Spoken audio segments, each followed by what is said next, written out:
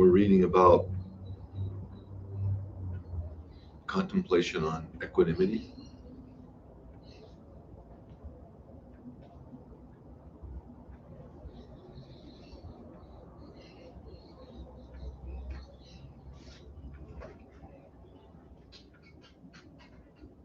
And Rinpoche is talking about the nature of thoughts. And he says, to better understand this, when a thought arises, we can ask ourselves, where did that thought come from? Where did it go? What is its nature? If we examine thoughts, we won't find anything permanent or substantial. In fact, we will find nothing existent at all. This is why we say that the nature of our thoughts, whether positive or negative, happy or sad, are empty. This does not mean, however, that nothing is there, because thoughts do continue to arise. In a relative sense, they are true, though the absolute truth is that they are empty. The true nature of thoughts, of mind, of every being, of all phenomena, is empty, yet fully evident. Emptiness is the absolute truth of all phenomena, the great equalness of all appearances. We cannot call it oneness because of the infinite variety of phenomena that occur. Nor can we say that there is only infinite variety because in their essence, which is emptiness, all phenomena are the same. This essence defies all concepts of one or many, existence or non-existence. The absolute truth is beyond words and ideas. Trying to understand it conceptually is like trying to catch water with a fishnet. The net of concepts can only capture concepts. To perceive phenomenon directly, without the overlay of concepts and the dichotomy of subject and object, is to see their true nature.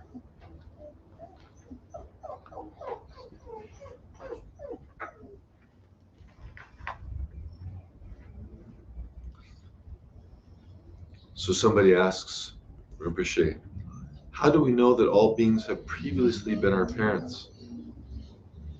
I know it's mentioned in the Buddhist teachings, but how do we really know? Rinpoche answers, if a school child hears a scientist explain the solar system, she's likely to say something like, I don't understand. How do I really know that the earth circles the sun?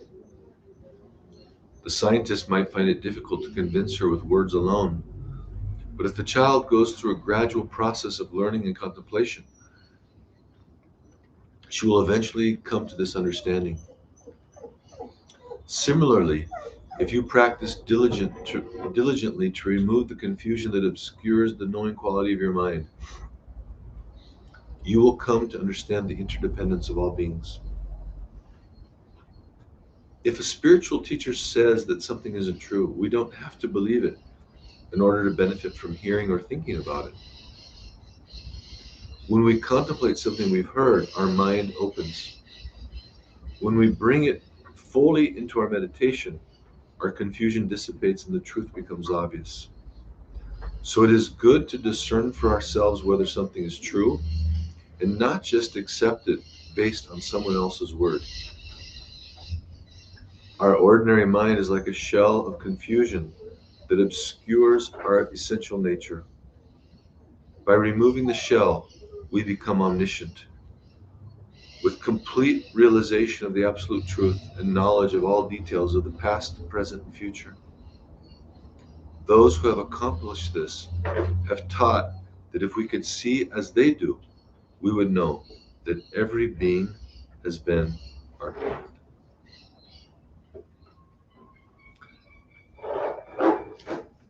It's something very unique and beautiful about Buddhism is the Buddha on a number of occasions, he taught that it's not necessary or even useful to accept things just because the Buddha himself said it, or some other spiritual authority, or because it's written in some kind of a spiritual manuscript or book, or because our community believes it, or because our family believes it.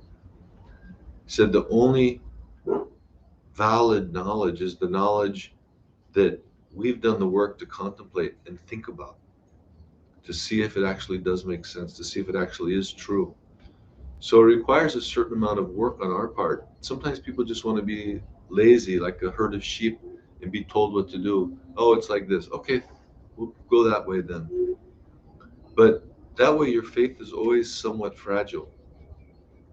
If you do the work of coming to your own conclusion through listening, studying, contemplation, and meditation until you arrive at your own conclusion, this is what creates an unshakable and irreversible faith.